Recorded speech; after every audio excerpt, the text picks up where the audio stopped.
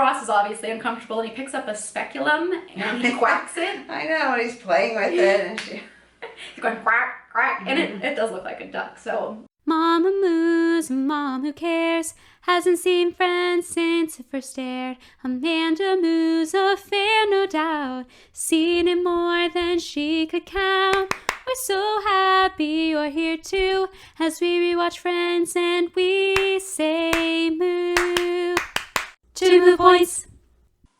Hi friends, Amandamoo here. Mommamoo was here when we originally filmed this episode, which is our 2 moo points episode on episode 2, which is the one with the sonogram at the end. But we recorded and my camera died twice, and the first time it died, that 20 minutes of filming got accidentally deleted or corrupt or whatever. So I'm just gonna go through the first half of the episode and what we talked about, do a shortened version or just refilm it without having to force my mom to do it all over again. So, episode 2 of the first season of Friends is titled The One with the Sonogram at the End, and my mom, when she heard that that was the title, said, that's what they chose to name for the title. It is kind of a weird title, Sonogram at the End, but it is at the end, and it kind of tells you what is going on in the story. The writers were Marta, Kauffman, and David Crane, who are the original co-creators and like the head writers for Friends. The director was James Burrows, who's the director of the first episode of Friends, and he's one of the most renowned TV directors of all time. The original air date was September 29th, 1994, and on that same exact day, the first phases of the murder trial jury selection ended for the O.J. Simpson case, with 304 people chosen. I don't know what that exactly means, like 304 people chosen to be narrowed down, I assume, but that's interesting stuff. 20.2 million viewers watched the second episode of Friends, which is pretty great because around 22 million watched the pilot episode, the first ever episode of Friends. So 20 million, that's not bad. There were around 3 storylines in this episode. And this is what I came up to describe them. Ross and Monica's opinionated, snarky, and oblivious parents come for dinner at Monica's apartment. While Monica is hoping to survive the night without being too harshly criticized, Ross has some recent news he has to share with his parents. And what is Ross's news? Well, earlier in the day, Ross's ex-wife Carol let him know that she is pregnant with his child and would like him to join her and her girlfriend Susan for her sonogram appointment. While all of this is going on with the Gellers, Rachel is meeting up with her ex-fiancé to return her engagement ring. But how has he taken the whole being left at the altar thing? Horribly? Or surprisingly very well? I don't know, I guess we'll find out. Okay, so our moo points section where my mother and I would go over the episode. She'll come in towards the end because we still have that footage, which is very good. But I did watch the show with my mom, and her laugh count was around 35 laughs, which is pretty good, and she was very impressed by that number. So the show starts with a cold open, because the first ever episode of Friends started with the title sequence with the fountain, I'll Be There For You dance number, I guess you would say. But this episode starts with a cold open, and it is a classic one. It is a very good one where the girls are explaining to the guys, meaning the 3 girls, Phoebe, Monica, Rachel, are describing to Ross, Chandler, and Joey how they see or believe that the kiss or a first kiss or just kissing in general is like one of the most important factors in a relationship, whereas the guys are like, no, that's the opening act to the real stuff, meaning sex. And it's just a really classic opening little scene. My mom thought that the Pink Floyd joke by Chandler was sick, or she just said sick. And it's just a really cute little fun scene because it's their views are so differing. And this is the first ever appearance of Gunther. He's actually standing right behind the counter of Central Perk, and he's directly behind Rachel. Like the first time you ever see him, you can see him like silhouetted behind Rachel, which is so perfect. And it's also the first time that we get like a real Joey dumb moment. At the very end of the scene, he goes, "Are we still talking about sex?" And it's like, yay! Joey's there. That's like the real Joey. I was very happy. So then we get the title sequence, and this is the first title sequence where we actually get clips added into the already fun dancing around the fountain sequences that they showed in the first episode, but this one has clips from the first few episodes of this season. A lot of them are from the one with George Stephanopoulos, which is one of my favorite episodes, so I liked seeing that. And then we get into the body of the show, so like everything up until the credits. And it starts off at the Museum of Prehistoric History, and the building that they show is actually the Alexander Hamilton U.S. Custom House in New York City's financial district, or that's what it is now. And I just think that's cool because Alexander Hamilton, the musical, that's what I think of. So Ross is talking with one of his coworkers at the museum, and she looks so much like Patti LuPone, who is an iconic, famous Broadway star. And I seriously had to look it up because I was like, is that Patti LuPone on the second episode of Friends?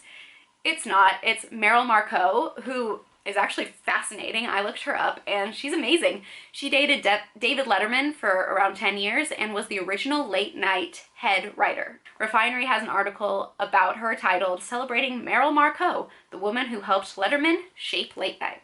So she's kind of a big deal. She's an actress, a writer, and a stand-up comedian as well. So not bad, Meryl Marco. Then we meet Carol, or we meet this actress playing Carol for this one episode, because Carol is recast going forward. But this actress is played by Anita Barone. When we saw her originally, my mom was like, that's Carol? And she was just like, I don't remember her, probably because she's only in this one single episode. But Barone was cast as a series regular in the Jeff Foxworthy show right after she filmed this, or around that time, and so she basically had to choose that series regular versus this, which is just a guest role. And then my mom this whole time has been like, where's Ben in this whole thing? Like, Carol and Ross are broken up, but what about Ben? And Ben is their future son, spoiler alert.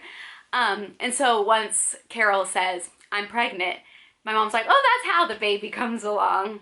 And it's true. This baby will be Ben.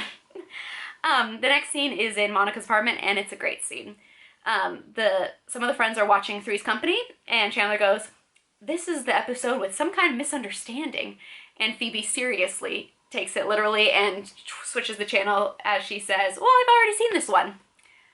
And this is the first time we get to see Monica's cleanliness. Yay! I love all these, like, little pieces of the characters that are coming into play, finally. Like, I don't know, I feel like Monica and her cleanliness, kind of a big deal. Big part of her character. She sees a wadded up ball of paper, and she goes, whose little ball of paper is this? And Chandler's like, oh, that's mine. I put it there, I don't know. And then he goes, and now I wish I were dead. Because Monica's giving him dagger eyes. And then Monica's like fluffing a pillow, and it is a really interesting looking pillow, and it just does kind of look like it's like kind of falling apart, but I think that's just the style of it. And my mom said, oh my god, that pillow's a mess. And I kind of agree, it did look pretty messy. And then we get our first like Chandlerism, as I would say, like, you know, his whole, could this shirt be any more white? Or something like that. It's, I don't know how to describe it. I call it a Chandlerism, I guess. He goes, we all know how cruel a parent can be about the flatness of a child's pillow. And that's it. That's like his first like little Chandlerism. We then get our first ugly naked guy sighting, which is another first that's very exciting. We love ugly naked guy. And Chandler sees him and says, oh no, ugly naked guy got a thigh master. And funnily enough, Suzanne Summers was the only person that we saw, or actress that we saw on screen when they were showing the Three's Company that the friends were watching. And Suzanne Summers was like in all the commercials for the thigh master at the time. So I think the writers kind of planned that out and added that in there. So Rachel comes in and is like, has anyone seen my engagement ring? she is going to be returning the engagement ring the next day, but she can't find the engagement ring. And so when she says, has anyone seen my ring? Phoebe goes, yeah, it's beautiful. And then later on in the episode, or just like in a couple minutes, Rachel is describing her ring to Monica, and Monica says, I'll tell you what, any diamond ring we find, we'll run it by you. It's fun writing. And then someone asks Rachel, like, where was the last place you saw the ring? And she says, somewhere in the kitchen with, and then Chandler goes, Dinah? And my mom thought that was really funny too. And we find out it's in the lasagna. And this was my big moot point here, was the Chandler, Joey, and Phoebe dig their hands into the lasagna trying to find the ring. And my whole thing was, couldn't they wash their hands, or shouldn't they just wash their hands before, and then you can basically eat the lasagna? It'd be okay to eat, for them at least, probably not to serve your parents, because that's what she is making it for. Her parents are coming for dinner. Monica made the lasagna, and my mom was just like, yeah, Amanda, but it's like a television show, so they kind of have to, like, they can't just like be like, oh, let me go wash my hands. My mom was right in that instance. We get Ross's second ever hi when he walks in, and he announces that Carol's pregnant, and then we hear Phoebe go, oh, I found it! And she found the engagement ring in the lasagna. Just bad timing, but also really funny. And then at the very end of the episode, we hear Joey eating the lasagna, and he goes, well, it's ruined, isn't it? And that's what I would say is our first Joey loves food. Like, the first episode, we don't really get that part of his character, and I love that part of his character. The next scene is still at Monica's apartment, but it is when the parents are in the building. And we meet Jack and Judy Geller, who are incredible. They're played by Elliot Gould, and Christina Pickles, and they are so well cast. They're amazing. Elliot's agent actually at the time didn't think he should play the part, but Elliot saw that Jim Burrows was directing, and he had previously worked with Jim's father, Abe, who was the original director of Guys and Dolls on Broadway, and that makes my heart sing because that was my first ever musical that I performed in. And so once he saw that Jim Burrows was directing, he said he had to do it. And he did, and we're all very happy, or at least I'm very happy that he did choose to do this. And in another interview, Elliot described Jack as a very caring, dense, not terribly bright, but rather well-meaning and pretty funny. He also said that he thinks Judy would tell Jack who he is and what to do. And that's just about right. Christina Pickles in an interview explained that she grew up in England and that a lot of people there don't filter what they say. And when they come around, instead of saying, ooh, it's cold in here, like normal American people would say, they say, should I close the window? And that is such a Judy Geller thing to say, and it's amazing to hear her say it years later. And so I counted how many times her Monica's mom and dad kind of say rude things about her. They are very critical, especially the mom, and just make snide remarks that are horrible, and it's just so strange because Monica's just amazing. Like, I feel like every mom and dad would be so happy to have Monica as a daughter. But Judy Geller made some rude remarks 10 times in this episode, and Jack made like 5, but they were all kind of in one little sentence. But still, come on, Gellers, let's be nice. So because Monica's lasagna was ruined, she made spaghetti, and my mom said, that doesn't look very good when she saw it, and honestly, it didn't really. It was just like some spaghetti, some sauce, not even that much, and some bread, which sounds great to me. I love me some bland food, but on TV it didn't look all that appetizing. Jack then reveals that Rachel's parents spent about $40,000 on her wedding, the wedding that she walked out on the episode before. And I looked up the average cost of a wedding in America these days, and it's around $20,000, with northeastern states costing closer to $30,000, where this takes place in New York. So there you go. But in around 1990, the average wedding cost was a little bit more than $15,000. So $40,000 was a pretty good amount of money. Jack Geller mentions that Monica, like, when she was younger, she didn't have a lot of friends, she was chubby, she would read alone in her room with her puzzles, and I was just like, that sounds amazing. I love reading alone in my room, and I love puzzles. So does my mom. And then, I don't know why she does this, but Judy Geller is just horrible. She picks up the hand vacuum and says, "Oh, so this does work." And my mom said, "Oh my god, mother from hell." Seriously, especially with Monica being such a clean freak. In a later episode, we see Monica hand vacuuming an actual vacuum to, like, clean the actual vacuum. So she does use a hand vacuum, or at least she will in later episodes. Yeah, so then Ross eventually comes clean about his news that he got from Carol, I think that same day. And it's interesting because in the first episode, Ross, in a deleted little scene, or like a few little lines, Ross says that he called his parents to tell them that him and Carol were broken up and that he was moving out because Carol realized that she was a lesbian and, I mean, immediately started a relationship with Susan.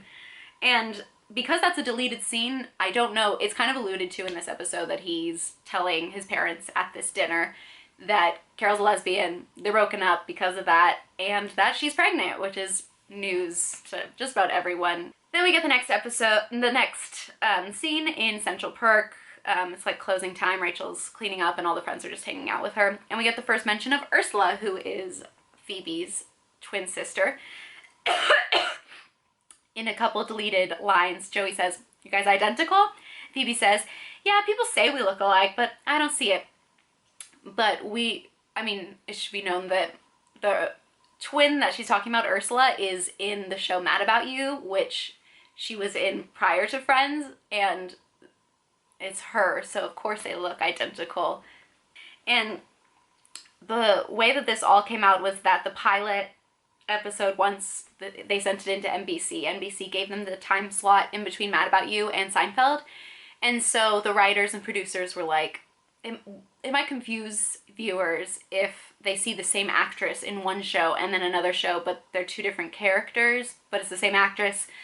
And so luckily the shows both take place in New York City in present day, or what was present day New York, and the writers, I don't know who came up with the whole twin thing, but they both agreed to it, and we find out that Ursula, I think they say that her name is Ursula in this episode.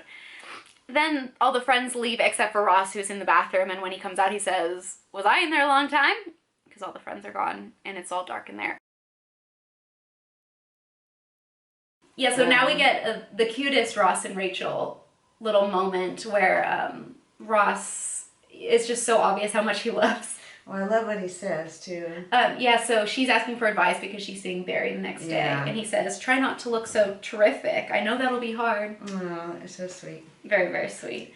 And she says, "In high school, didn't you think you were just going to meet someone, fall in love, and that'd be it?" And then there's a pause, and Ross is just staring at her, like, lovingly. And she goes, "Ross?" And he's like, yeah, totally.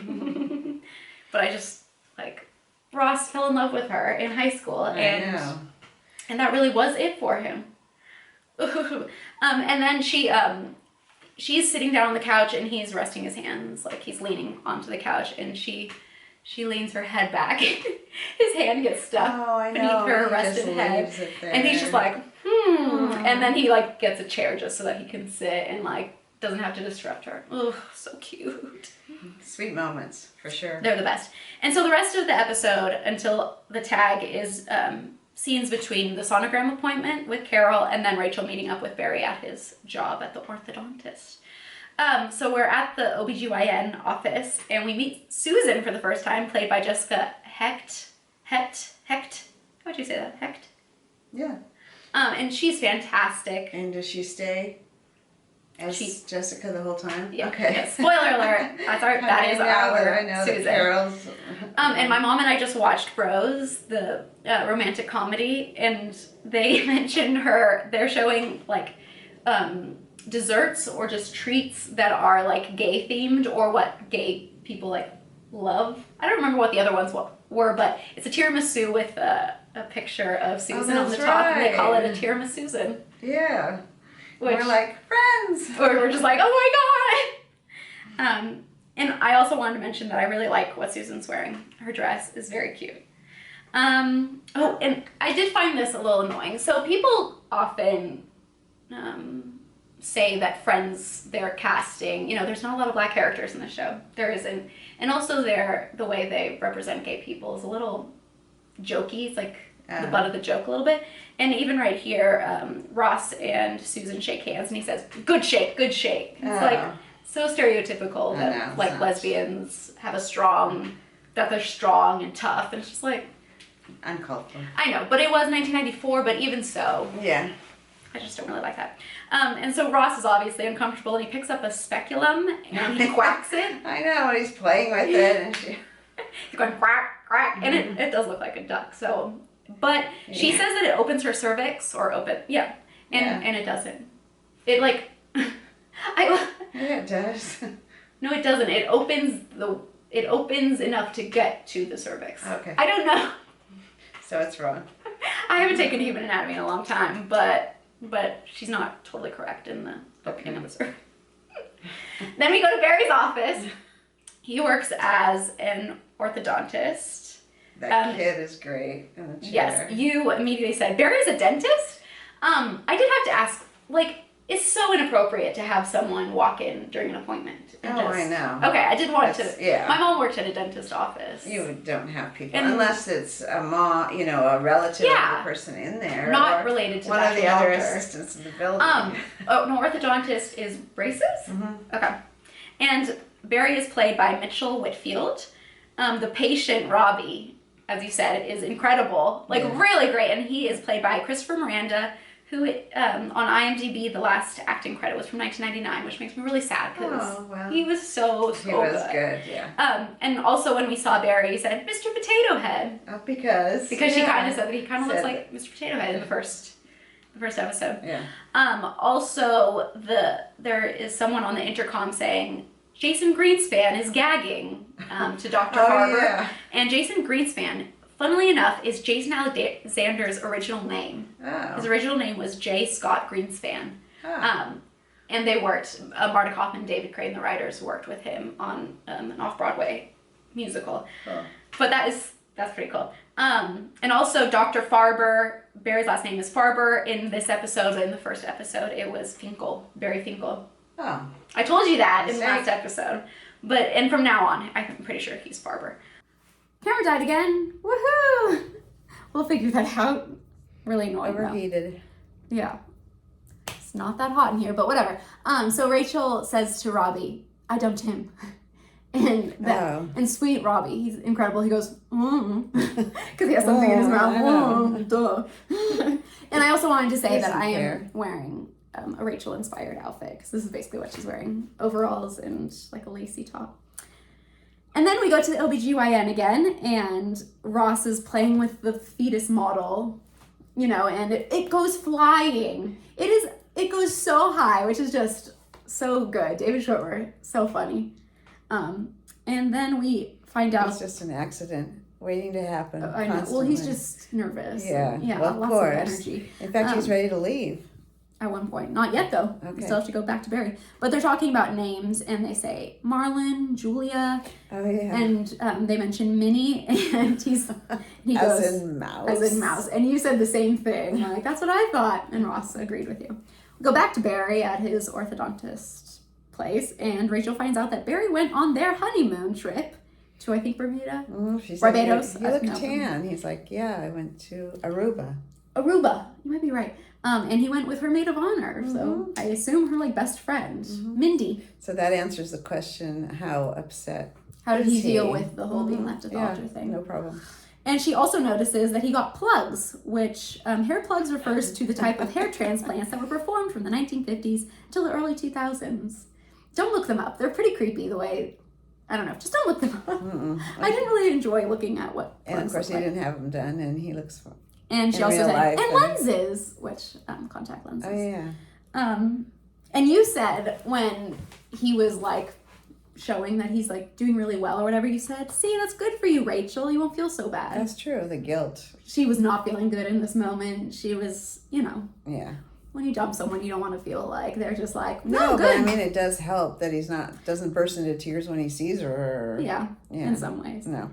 And he said, a month ago, I wanted to hurt you more than I've ever wanted to hurt anyone in my life. And I'm an orthodontist. He laughed a lot. Because I guess what? Braces hurt a lot? Oh, yeah. Every time you get them tightened. Yeah. Oh, it's horrible. And then so she returns the ring and she says, thank you for giving it to me. And I've always thought that is like, I don't know, it's a nice way of thinking. I mean, it is quite a big deal to ask someone to marry you, which we've watched The Bachelor and Bachelorette, so it's frustrating. It is frustrating because most people only want to be engaged one time, and the show almost forces the people to propose, and it's stupid. Anyways, other show. So that's the final time we see Barry in this episode. We go back to the OBGYN office, and they're talking about names still, and who is it this is? Oh, I think Ross is like, Helen Geller, we can't do that. Helen Keller. And so the office comes in and she says, how are we today? Any nausea? And they all go, yeah, a little. All three of them. Yeah. Which just, I don't know, it is something to think about, that the situation is very difficult for all three of them. All three of them, yeah. Nobody's Carol's pregnant unexpectedly from her ex-husband. Mm-hmm. She's in love with Susan. Susan loves Carol. Broke up and like, of course she wants to feel a part of it, but in those days it's hard to feel valued or like a real couple or whatever. And then you have Ross, who's just like, I'm going to be a father. I know. In a relationship with someone who I'm not in a relationship with anymore. I don't know. But then Ross is like, I can't do this. I'm sorry. And he's about to leave. And then all of a sudden, really fast, the heartbeat is sounds like, takes a lot longer, I think, to put the gel and then do the ultrasound. But the minute you hear that heartbeat, it's real. And so he turns around and immediately comes, and it's so sweet because Susan is holding Carol's hand, and then Ross immediately grabs onto their hands, and it's just like he wants to hold on. They're all together. I just got shivers because it's really, I don't know, it's a beautiful thing. It's ideal, really, for the baby that's coming, for them to have loved ones. Yeah. Like everyone loves them, but like, I don't know, it's a baby. It's just really, really sweet. And that's the end of that. It ends with a happy resolution of like, okay, everyone's okay with this, basically. Yeah. Okay, so that's the last episode of The Body. And then we get the tag, where are we in this? Oh, we're back to Monica's apartment. And Ross has brought back like the tape of the ultrasound so the friends can see it. And Joey says, what are we supposed to be seeing here again? That was so funny. So cute. It kind of reminds me of the whole boys' reaction to things versus girls. Like Monica cries later on because she's like, I'm going to be an aunt, But it does take a while to figure out what's going on. And that is there'll be almost a callback in a future episode with the whole, it's hard to tell, like, especially at that time. I mean, I don't know, 16 weeks or whatever she is. Yeah. It's hard to tell. I also did want to say that I love Monica's dress in this scene. Okay. I just love it. Start looking at the clothes. Oh, you do. You really do. But I also thought it was funny because Phoebe says when she's looking at the ultrasound, if you tilt your head to the left and relax your eyes, it kind of looks like an old potato, which is like father, like son, because Ross in a Halloween episode is sort of a potato. He's Sputnik. And Mr. Potato Head. And Barry is Mr. Potato Head. And then we see Rachel in the background talking to Mindy. She calls up Mindy, who was her best friend, I assume. And she says, I hope if the baby's a boy, or a girl, I hope it gets your old nose. Which is interesting because the actress who does play Mindy at one point, multiple actresses play Mindy actually, is Jennifer Grey, who is a known actress to have gotten who had a nose job. Rhinoplasty done, Yeah. So that's the end of the episode. Oh, she says, I feel so much better. And that's the way the episode ends. And great episode. I know, Very good episode. Okay, final thoughts.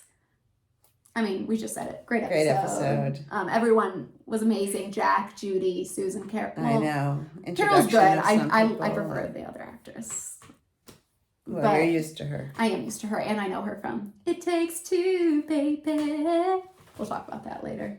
Okay. That means nothing to you. So should we do grades? Did you have anything else to? No, it was great. I mean, if I laughed 35 times in a 30-minute show, that's pretty good. Yeah. Okay, so we have our board of grades. 2. You don't even have to show the lower ones because we'll probably never. Well, they're all falling off anyways. But what grade are we thinking? So I gave it a 5 this time because that first one was just so amazing, and I really like this one. But so 5 being Joey's like good. It's good. Yeah. So you gave the pilot a 6, and you gave this one a 5, where I gave the pilot a 4, as in fine, and now I'm between a 5 and a 6. Wow, 5.5. I would give it a 5.5 if I could, but I want to be strict about giving it one single number, and I am tempted to give it a 6 because I think it's just even with the spaghetti looking like that. That spaghetti, gosh, should that bring it down to a 5? No. I think I'm gonna give it a 6, which is insane that we flip-flopped. Well, I know, but this felt like a classic Friends episode, which I just and you know a lot more about the future, and because the pilot didn't feel fully Friendsified yet. I mean, it still was great, but I think I was just so excited to so what's the next episode? I'm sure it'll be great. I don't know the title of the next one. Oh, it's the one with the thumb. Oh my gosh, that's so funny. So we were looking at the titles on the DVD, and you said the one with the thumb is the baby sucking, is because like Ben in the ultrasound is he sucking his thumb. Oh no, if you've seen Friends, you'll know. Oh, it's not a thumb. There is a thumb. Oh, okay. Don't we find out it's a boy? Not yet. Oh. We'll find out about the thumb. It's really funny, and you will be like, "Oh my god," because that's the way you sound. Oh my god. Okay, so that's the end of our second episode of Yay.